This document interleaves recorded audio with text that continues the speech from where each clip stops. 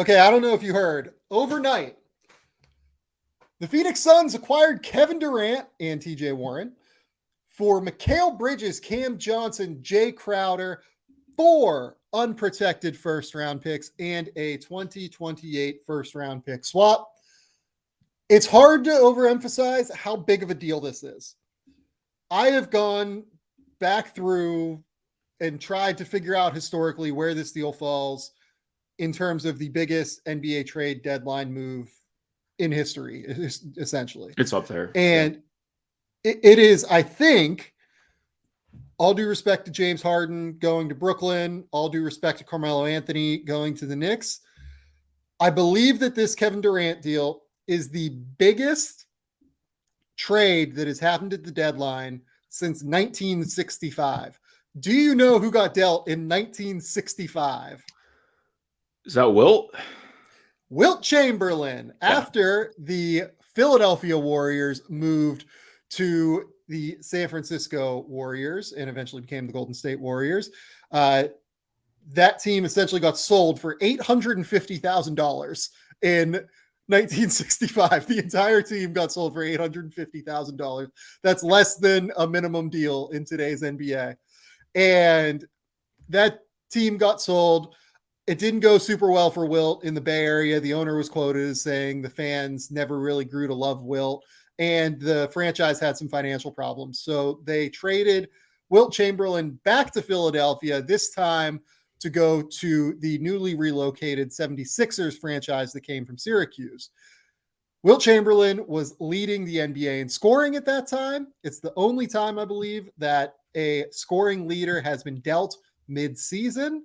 And that is very equivalent to what happened here. I would have had Kevin Durant as my 2022-23 mid-season MVP, as I talked about earlier in January with Jason Timpf on the MVP voting mid-season show that we did. Kevin Durant has been phenomenal this year. He has been absolutely incredible. He is still at his peak. He is still in his prime.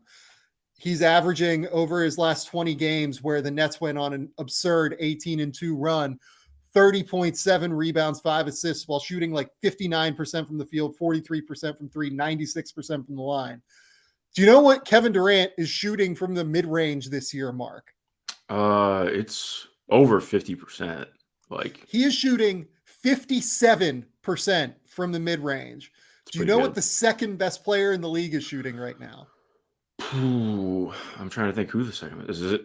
It's not. CP is not up there this year. He's 11th. Yeah, I was gonna say I know that he's up there, but he wasn't at the top. Is it Jokic that's there? Jokic is also very high. It's actually D'Angelo Russell, who we might talk about later on today, shooting 51%. Kevin Durant is 6 points clear percentage-wise of any player in the league in terms of mid-range. If you get him a shot between 3 and 16 feet, he is shooting 60.5% on those shots. That's basically what like an average power forward shoots at the rim, like in the half court. It is bonkers. He has essentially made mid-range shots layups. That's how absurd Kevin Durant has been this season. The Phoenix Suns have this guy now with Devin Booker, with Chris Paul, with DeAndre Ayton. What was your immediate thought when this deal went down? Well, I didn't have one because my dumbass went to sleep at about 11:45 last night. So I woke up at 4 o'clock in the morning to go use the bathroom. And then I was up until about 6 because I was just like trying to wrap my head around all this, getting back to people on things with respect to the trade. I mean, first and foremost, I don't want to say that I wasn't expecting it, but just, I mean, all signs were indicating that this was something that was going to be put off until the summer. Brooklyn had obviously made the deal with the idea of staying in contention this year. I think for the Nets, like, it's a pretty good haul back. I don't think that this is like, I mean, obviously it's Kevin Durant, so you would like I'd have to pull up in front of me what it's compared to the James Harden deal. Like I think this is obviously less than what you got for Harden, but also noting like you get Mikal Bridges, who is an incredibly good young player who has made really massive strides this year as a scorer and just as an overall offensive player, while also being an all world, all defense caliber guy. For what it's worth, I think this is very clearly more than Houston got for Harden. Yeah, no, I just think in terms of what you're talking about with like picks, it's only the 3 first rounders. No, it's 4. They got it's 4. Oh, I misread it. Yeah. So yes. Oh wait, yeah, never mind. I did misread that. Well, yeah, exactly. I do think this is really good value for the way everything's playing out. Yeah. Before I talk about actual fit, I just want to say, man, pour one out for Mikal Bridges, because like this is one of those ones where to me, that's so tough, man. Like I cannot imagine being him. Like he is. Most importantly, it's Kevin freaking Durant. You trade pretty much anything for that guy. But also, like, Mikal has been here since the beginning. Like, since this team sucked. Like, I think he was either on the 13-win team or or not 13, the 17-win team, or the team that got drafted because of that. And has grown as they've become this team. So, like, I can't imagine emotionally, dealing with that. That would be pretty wild. But also I have no qualms about them making this trade. The one thing that I do kind of hate is Cam Johnson got the clipping of his in his knee so that he could come back and play this year instead of getting the full on surgery and missing the rest of the season. Again, that's part of what happens, but that just sucks, man. Like things happen quickly. But I mean, just in terms of this overall, like you can have whatever questions you do about depth, because I certainly do. That's part of why I like them getting TJ Warren back, which sneakily, like I think, that's good. He hasn't fully gotten back to who he is. Part of that's been what his role was on Brooklyn. I think there's a chance for him to have a bigger role here. But also like that's part of the cyclical nature. Like part of them becoming the team that they became was the TJ Warren trade, moving in a different direction. And now, oh, hey, TJ Warren is back. He's here. Just kind of hilarious how things work out. But I mean, you have Kevin Durant, Devin Booker, and Chris Paul. And notably, yes, Chris Paul has not had, obviously he's been much better of late offensively. He hasn't been the same guy this year. He's still been very good recently. Book is like just now coming back and working back into the fold. You add Kevin Durant on top of that. Like, yes, you're going to have some kind of fall off at the point of attack with Mikal gone, like that goes without saying. But I think you add Kevin Durant and what he brings as a defender on top of what can be, Yep. I don't think it's going to be on paper like the league's best offense or anything, but when you have 3 guys all that caliber as scorers, I mean, that's really impressive. And I almost would argue that Booker is going to be the most important part of this, especially as he took over a lot more offensive usage this year. I should say initial offensive usage. It's not that his usage shifted all that much, but it's more like, a lot of things were being run for him or going through him. And I do wonder, I would imagine it's going to change. So I'm interested to see how that plays out. But again, like with what the sheer talent is, I think this is, to me, with where this team is at right now, with how things had been trending with Chris and where they're at, I think this is a home run move that I would probably do 10 times out of 10. And again, to me, the biggest thing is going to be DeAndre Ayton. He's been the biggest bellwether for them this entire season. He's had stretches where he's been awesome. Yep. He's had stretches where he's been, frankly, just listless and kind of terrible. They need him to not be that. Like, they need him to be the player that he was in the first round of the playoffs last year. And just in general, like what he was last year. Like, he was fantastic last year. They need him to get back to that. Otherwise, I think this is a more moot point in what we're talking about, because this is a team that wants to contend for a title. If they get DeAndre Ayton back to that level, then I have all the confidence in this team being arguably the best team in the West. Obviously, the Nuggets are there. I think I would still pick them over where Phoenix is at right now. But this is a massive upgrade, and they were starting to, they were hitting the point of really needing to hit it. Obviously, they've been a little bit better since Booker got back. But this absolutely massive move that kind of destroyed my brain when I woke up this morning. With Kevin Durant, Chris Paul, and Devin Booker healthy, I think this is very clearly the favorite in the West. I don't even really think it's all that close. I actually don't know how you stop them, on offense. All that DeAndre Ayton has to do now is just roll hard to the rim. Like, we can say that like he might not do that, right? Like he does have a tendency to like to kind of float in the mid post a little bit and kind of, you know, after he sets a screen, kind of hang out a little bit. If he just rolls hard to the rim, there are going to be so many open opportunities for him.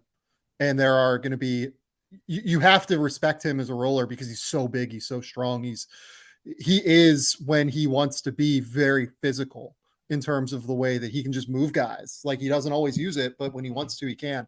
The thing with Chris Paul, Devin Booker, and Kevin Durant is that they're also multiple in the way that they get their shots, right?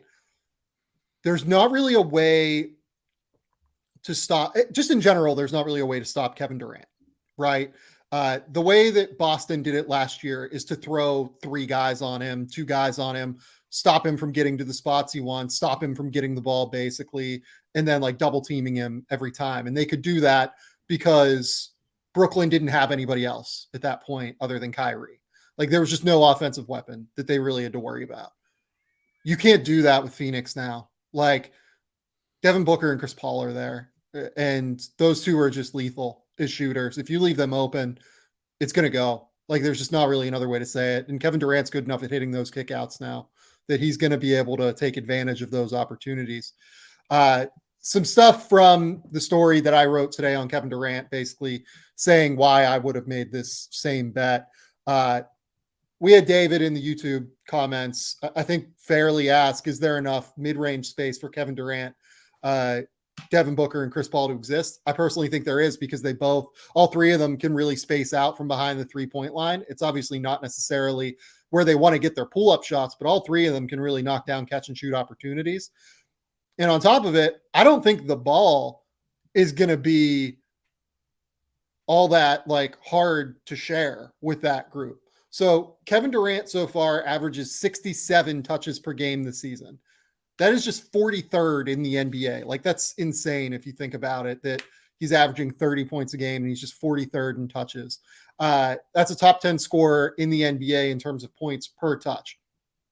He's just 96th in the NBA in terms of dribbles per touch.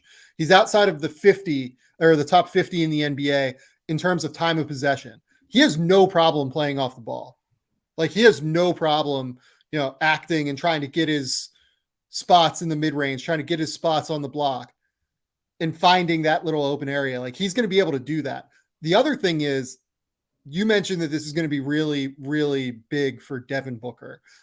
He's going to have to kind of manage this. I think there's going to be enough ball for him, but more than anything, like, Devin Booker's had the hardest guy on the perimeter defending him every season of his career, basically, right? Mm-hmm. At this point, like, all due respect to Chris Paul, all due respect to Mikal Bridges, you know, other guys that have been in Phoenix, Devin's been the guy that other teams try and sell out and stop, right? You now have to put your best defender on Kevin Durant. Like, Devin Booker's great, don't get me wrong. Kevin Durant's better. And that means the second best defender on a team, not the best defender on a team, is now going to be guarding Devin Booker. Probably the third best perimeter defender on a team is now going to be guarding Chris Paul.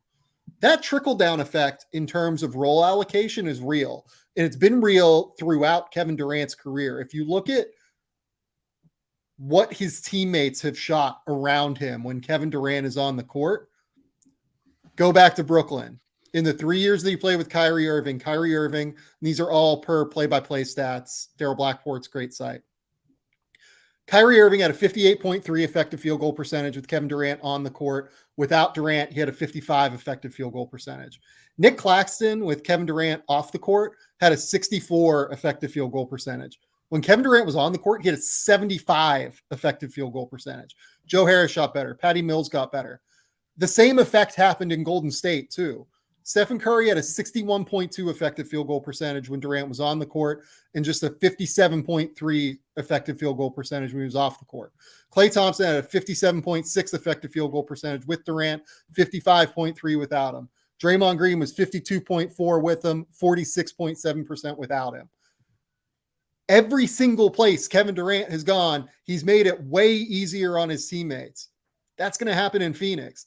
Devin Booker's never actually had it easy in his career. He's now going to have it easier. And that's a really, really important part of this, I think.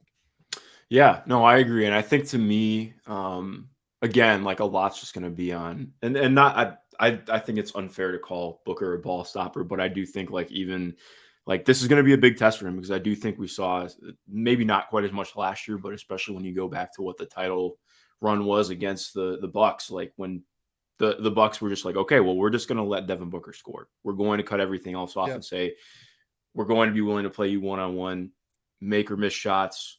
The reads are going to be there for you to make. And I think that I feel that he has improved in a lot of how he reads the game in some ways, but I will be really interested to see how teams approach that moving forward. Because like you mentioned, it's like, how do you guard all three? We know we're going to see a lot of switching against them just based on every way that teams have approached Chris Paul. So I think they're going to be, not that I think that they're necessarily like defeatable just because of a matchup, but I do think matchup dependency is going to be really big for them as well. So let's talk about the three things that could come up, right?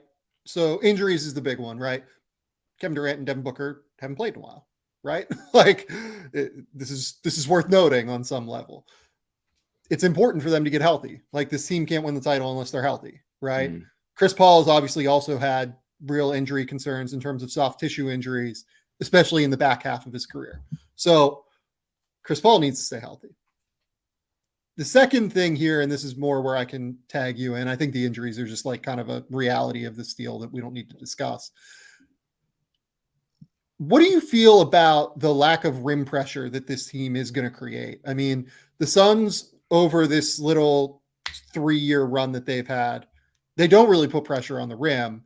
You know, they've been bottom 5 in free throw attempt rate. They've been bottom 5 in attempt rate at the rim in this time. Do we care, or do we just think that like this is fine because they have like 3 of the most multiple like 3-point and mid-range assassins in the NBA in terms of versatility? I mean, I think it matters still. I don't think that it's something that I'm going to fret about necessarily. I mean, that's because as much as it's important to put pressure on the rim, I think like kind of like we hit on already, I think that's going to be really key for getting that from DeAndre Ayton.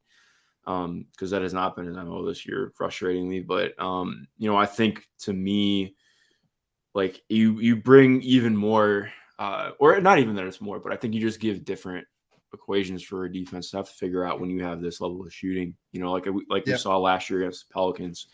And granted, Pelicans have different personnel this year, so it is a little bit different. But like, yeah, they weren't able to really put pressure on the rim against the Pelicans, but also, okay, the Pelicans had to toggle through every scheme possible because they could do nothing to stop a team that's shooting 50% plus on pull-up twos. And when you add somebody to that is bringing that from outside as well, and like I think that just opens up so much that I'm really interested to see. The biggest thing is just going to be, you know, how do they really try and not that obviously the fifth guy is not going to completely, you know, alter everything, but like I am interested to see if they still start Torrey Craig. Like he's shooting 40% from 3 this year, but like no, teams are going to sag off him. Like obviously he's he can be very impactful as a cutter and be aggressive on the offensive glass, which maybe that's one way that they try and counter rim pressure. But I honestly wonder if they end up going to like, okay, what if we put, you know, TJ Warren in the starting lineup eventually, or do something different. Just I am really interested to see what they do with that, and obviously they'll probably be aggressive on the buyout market, but. Like I think I'm not really too worried about the rim pressure, at least right now. I think again, like against teams deeper in the playoffs, I think it'll matter. But so let's go to that second point. I'm glad that you brought up the fifth guy, right? Because I think that if I was them, the fifth guy would be like pure defense, because otherwise you're going to have one of Kevin Durant, Devin Booker, Chris Paul guarding the opposing team's best perimeter player. And that's just not what you want, right? Like Torrey Craig, I think makes sense in this regard. Josh Okogie, I think makes real sense in this regard and has given the team aggressive defensive minutes at the very least so far this season. It's interesting that they went out and acquired Darius Bazley. And I think that this is where we can bring this into the fold, where the Thunder took on Dario Saric's contract for Darius Bazley, and the Suns sent a second-round pick in order to accommodate that. Bazley makes quite a bit less money than Saric does. I would imagine they did that more as a tax avoidance move than anything else, because I think it would save. What did I calculate? I think it would save them quite a bit of money. It saves them a lot of money in terms of luxury tax following the Kevin Durant deal.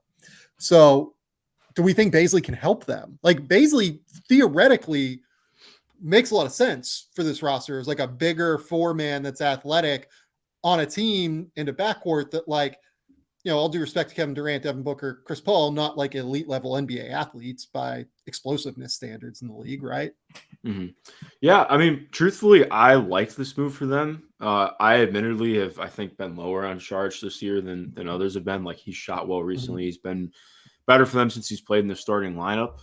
But I just think ultimately he's somebody who, even when we saw not this, like during the title run for them, like he was a really important player for them. But I think you saw in the playoffs before he got injured how willing teams were to short close on him. And I think that neutered a lot of his value because he's really not somebody who's going to punish you with drives off the catch.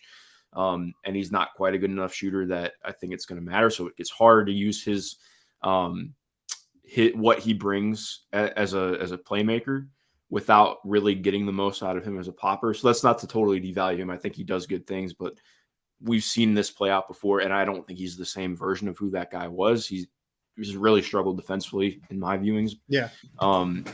For me with Bazley, exactly like you mentioned, like I think the shot, I just am probably at the point where I just don't know if Darius' shot is ever going to become real. Agree. I wish it would, because that would really change his outlook as a player. But even with this, like I view him as not a starter, but like he's really grown as a defender the last year or two. Like he went from 2 or 3 years ago, he was pretty lost in help and just in space in general, to now where I feel pretty good about him on a lot of matchups. I don't think that he's an all defense defender, but like he can legitimately provide some help side rim protection.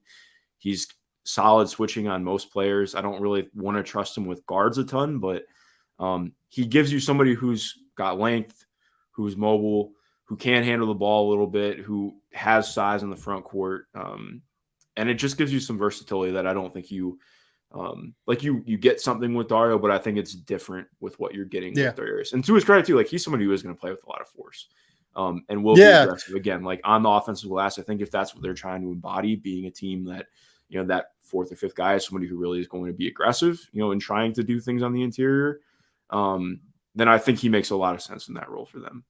Well, and there's one other sneaky part of it too. If he does play some minutes with Kevin Durant's really good at hitting cutters. Like, having watched like a crazy amount of tape of Kevin Durant last night to write that thing I wrote, I watched like all of his assists this year, and seeing the way that he recognizes the attention that he draws to himself as a player, and how like all of the eyes on the court basically shift to him when he has the ball. And then watching someone like Joe Harris cut backdoor, watching someone like Nick Claxton kind of just be in the dunker spot and find that little like crease that he can sink into from the dunker spot. I think that that's really, really important for the Suns. You know, look, DeAndre Ayton can be that guy certainly, but having another one like Darius Bazley that can actually get a little bit more downhill, maybe even as a cutter, could be interesting at the very least. He's definitely a flyer. He's literally never played a basketball game in the NBA that matters. Hey, he played Thunder Rockets first round. He played 18 minutes per game in that 7-game series. Never forget. Okay. I forgot. I will admit I forgot that he played in a game. Bubble Bays. Yeah. Bubble Bays. We'll go with it. But regardless, this is a different beast than that, because now they're contending, and they're going to need something like this, be it on the buyout market, be it Torrey Craig, be it Josh Okogie. I like what Jock Landale's done for the most part this year. Damian Lee, it feels like, has never missed a shot this season. Like, every time I watch the Suns, I feel like he's like 5 for 5 from 3. Mm-hmm. The final issue here, depth is it, right? Like, I'm concerned about the depth, right? Like, they need to figure out what they can do in terms of accentuating this bench, especially defensively. Like, all of the guys that we just talked about, we like Darius Bazley defensively. I agree with you. We don't know what he's going to be in the playoffs. I don't know if I trust Jock Lawndale in the playoffs yet. Damian Lee has shown certain issues in the playoffs in terms of like potential on defense. Can Josh Okogie and Torrey Craig really kind of carry the versatility load? Can Darius Baisley add to that? Can they find a buyout option, right? Like it's a real question to me. Like I was kind of wondering for them, could they move Saric for like Josh Richardson? Maybe. Like I think that would have been an interesting idea for them, but Richardson was making probably a little bit too much money. And then the Spurs got a second round pick to take on that Devontae Graham deal. Or could they have, honestly, like given the fact that the Spurs took on that Devontae Graham deal for Josh Richardson, I wonder if the Suns ever called them about taking on the Landry Shamet deal with a second round pick for Josh Richardson, because the Shamet deal is a little bit less than Devontae's and is like expiring next year. If you want it to expire next year, it's a strange structure. So that I think would have been actually a really interesting deal for them. Yeah, I don't know if you want to talk about this now, but I was a little bit surprised that the Spurs weren't more aggressive and maybe trying to we'll get to that kind of at the end, because that is John Hollinger and I have been exchanging messages for like the last month trying to figure out how the Spurs are going to spend this money they have, and the fact that they didn't is very interesting. Mm-hmm. Yeah, so do you want to move to so you think you think that the Suns are like the second best team in the West right now, basically, after this? Yeah, I would still have the Nuggets over them just because we know what the Nuggets are playing like right now. I need to see things play out with Phoenix. Like I'm comfortable putting them up high, but yeah, I want to see for sure. Okay, so let's move to the Nets side. I agree with what you said earlier. I think the Nets did as well as they possibly could have in a situation like this. To get a first round pick for Kyrie Irving, as well as like multiple pieces that now realistically they can probably move for additional value down the road. Like Dorian Finney-Smith is going to be worth a first round pick for them in the summer for sure. Spencer Dinwiddie could be worth like real value for them, I think, on that deal. He's had a pretty okay year for the most part. He's a good player, 6'6", lead guard wing kind of combo player. Has real offensive value. On top of that, they get Mikal Bridges and they get Cam Johnson. And those are two guys that like are worth building around. Or in Mikal's case, I mean, I would imagine you can move him for multiple first round picks tomorrow. Like they could have done that today, I would have thought, right? Yeah. I'm really interested to see what they do, just because like on one hand, yes, they were able to kind of recoup some of their draft assets a little bit. But they're just in kind of an odd spot, which no shit. They just traded their entire big three's gone after a year. So of course they're going to look different, but yeah, exactly. Like you mentioned, like they don't really have a clear cut, like true prospect. Like obviously I like you mentioned, I think Mikal is very exciting. Somebody that you want to be excited about moving forward. Nick Claxton, I'm really interested on what this means for him.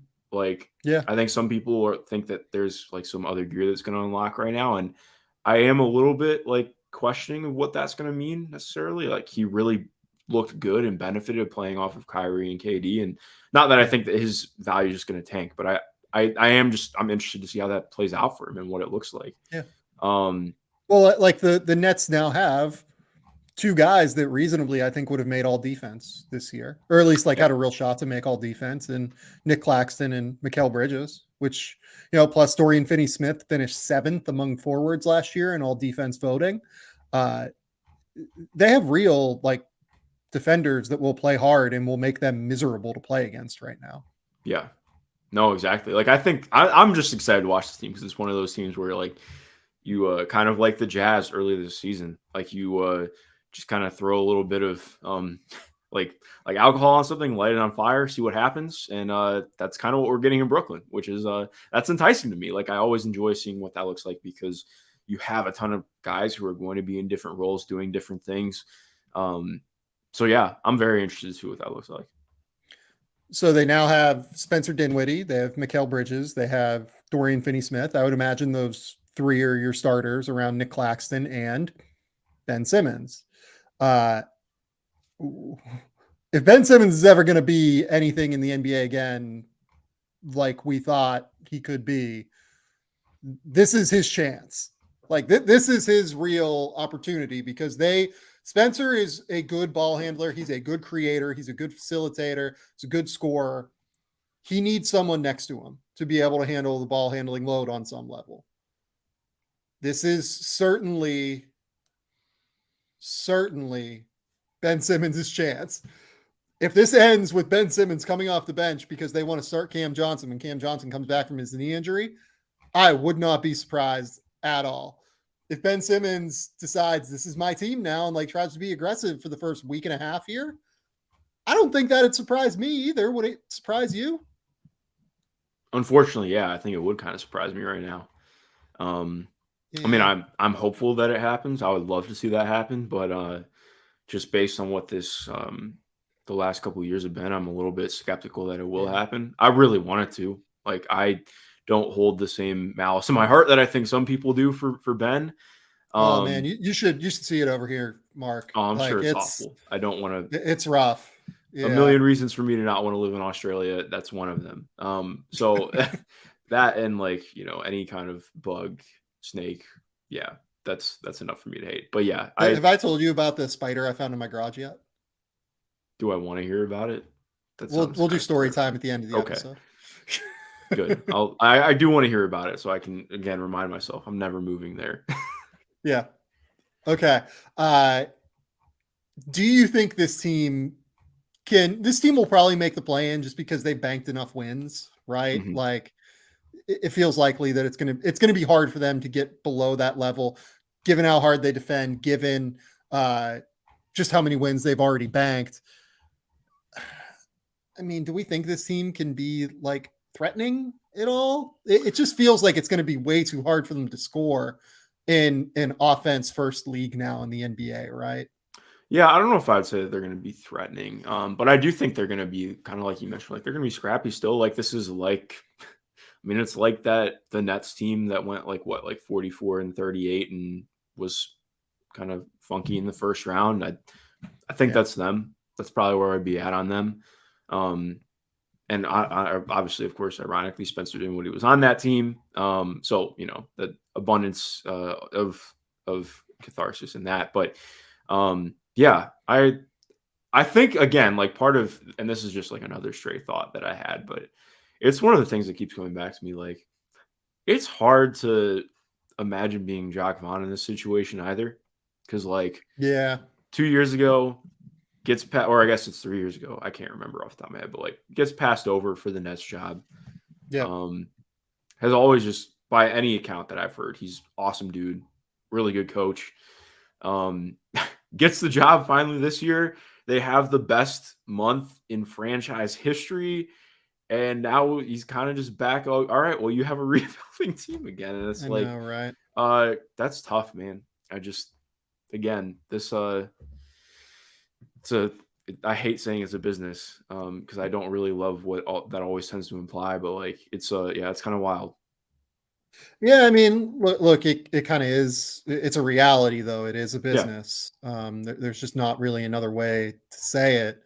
And again, like a guy that we didn't even mention here defensively is Royce O'Neal, right? Like Royce has been pretty useful this season for the Brooklyn Nets. I'm surprised. Honestly, I'm a little bit surprised that the Nets didn't look to move one of, at the very least, Dorian Finney-Smith or Royce O'Neal, let alone explore the market for Mikal Bridges. It's funny too, because didn't it get released that DFS was included in the deal because Kevin Durant really wanted to play with him? So did that get released? I believe it got released. I kind of was, I don't know, I kind of sneaky got told that was true, that Kevin likes what Dorian Finney-Smith brings to the table. But yeah, I mean, it's going to be interesting to see where this Nets team goes now. If you are the Nets and the Houston Rockets would have offered you Eric Gordon and multiple first round picks for Mikal Bridges, would you have done that? Probably not. What Like if they that's really, offered you the ability to get back your 2024 first round pick, which they own because of the James Harden deal, I'm and not your sure. team Like I think looks because like for it might me, be like tanking? I really like Mikhail. Like I think Mikhail's really good. Like obviously getting back a 2024 pick would be interesting. I haven't done a lot of legwork in what the 2024 draft is going to be, but Yeah. um, I think I would be more in on just keeping Mikhail. He's still pretty young. Like his new deal just started too. So Yeah. um, I would be, yeah, I would definitely keep him. Yeah. Like if I was Houston, I would have offered 2024 first round pick, 2025 pick swap, like the Nets 2024 first round pick back to them, Mhm. 2025 pick swap back to Brooklyn, and then I don't know, something else, some other first round pick of value probably in order to get Mikhail. Because like the thing that Houston needs, the thing we've been begging Houston for is defensive infrastructure, right? Like that Mikhail is instant defensive infrastructure and floor spacing Yeah. for a young core that desperately needs it. You know, having said that, if you're Houston, like, look, I probably do that, but like Mikhail Bridges, is he worth what could potentially be, I guess, a top 5 pick in the 2024 NBA draft? I don't know. I don't really like that draft class, so maybe. But you know, do you give up that upside? I don't know. I They're probably hitting would, a point but where I think they need to. yeah, But yeah, I it's agree. yeah, no, it's a really interesting dynamic to look at. Okay. Let's finish with this on the Nets real quick. Worse than, just like say agree or disagree. Worse than Boston, worse than Milwaukee, worse than Philadelphia, worse than Cleveland. Like Yeah, undeniably, right? yeah, for sure. Worse than Miami, worse than the Knicks, right? Yeah. Worse than Atlanta. TBD, man. I have thoughts on what Atlanta did today too. And Yeah. they've just been I mean, they've been a little bit better recently, but I still just like I have very minimal faith in what that team is right now. Yeah. I think that ultimately Atlanta probably beats them in a playoff series, but I think for the regular season, Yeah. if they finished above Atlanta, I wouldn't be super shocked. After the Acapulco deal, worse than Toronto? See, that one I really need to see because I have a lot of thoughts on the Pearl move as well. But like I Yeah. really want to see how it plays out because that one's like I can envision some stuff, but Yeah. I really want to see how they click or if they do click. Chicago is, you know, something like 6 games behind them. Chicago's the one. I think Chicago would beat them in a playoff series right now, Yeah. personally. Like I think that DeMar and Zach would figure it out, but I think it'd be like a miserable series that would be miserable to watch because, you know, they can throw so many different bodies at Chicago and then, you know, they can't really score on Chicago's defense on the other end. Like it would Yeah. be kind of rough. But like Brooklyn, I think is somewhere in that like 9 to 13 range right now. And Indiana's getting better with when Tyrese Halliburton, like, you know, gets back to full strength at the very least. Uh, Orlando is certainly rising within the Eastern Conference, and Detroit, you know, I think they hope to rise. We'll see whether or not that ends up being the case. We'll talk about that momentarily, but I don't know. I feel like Brooklyn is in a difficult spot unless they make a move for like an actual player, realistically moving like an actual like offensive lead creator, unless Ben Simmons makes this turn or Spencer Dinwiddie goes supernova here moving forward. They need offense. It's an offense first league. We need to be realistic about that. Yeah. No, for sure. I think again like what their summer looks like is going to be really interesting for me. Yeah. Because they have a lot that they can do in the summer for sure, and I think that they need to. Well, they have motivation to, Well, yeah, because as we said, Houston owns all of their 2023 through 2020 would be 2023, 2024, 2025, 2026, and 2027 NBA drafts. They own them all. So, you know, the good news is that they now own the Suns NBA drafts, but that team looks good for the near future. yeah. So